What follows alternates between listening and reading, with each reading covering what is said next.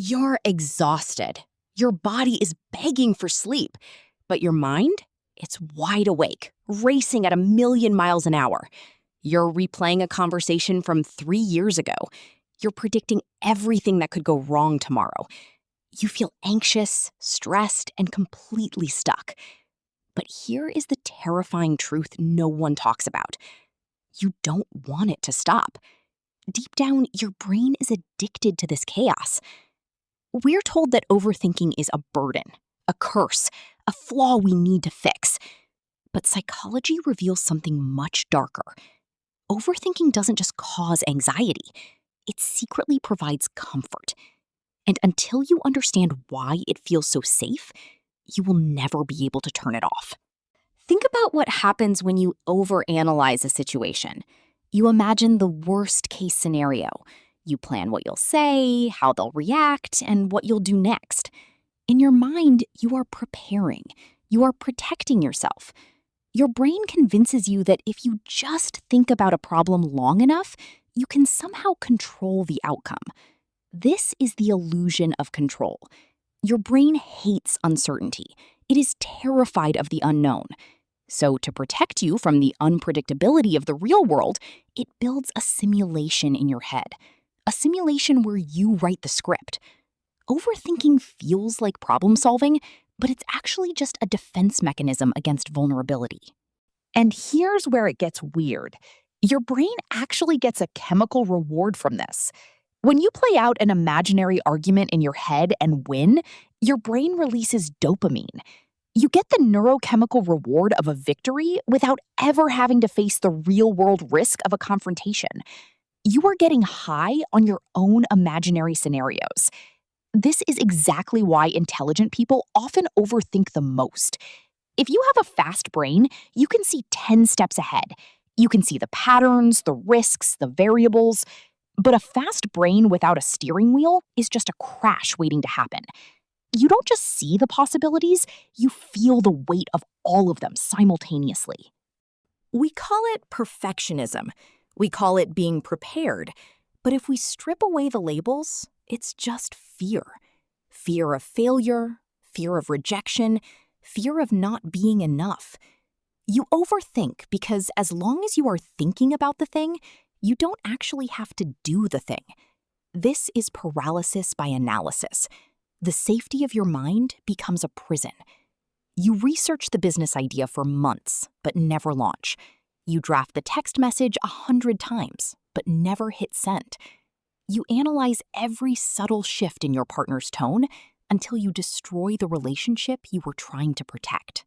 It feels like you are doing the work. You feel exhausted, burnt out, and completely drained.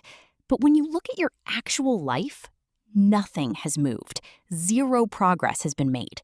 You are burning all your fuel while the car is in park. Over time, this quiet exhaustion destroys your confidence. Why? Because confidence is built on a foundation of action.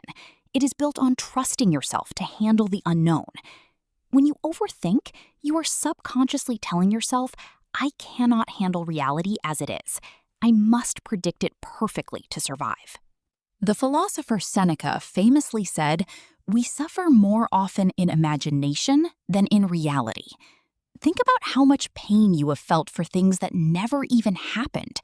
You have survived 1,000 breakups, bankruptcies, and public humiliations, all of which only occurred inside your own head. So how do we escape this? How do we break an addiction that is wired into our survival instincts?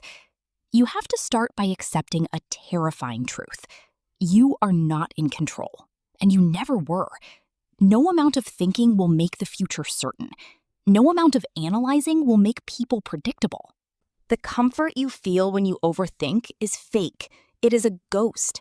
The only real safety in life comes from your ability to adapt to whatever happens in the present moment.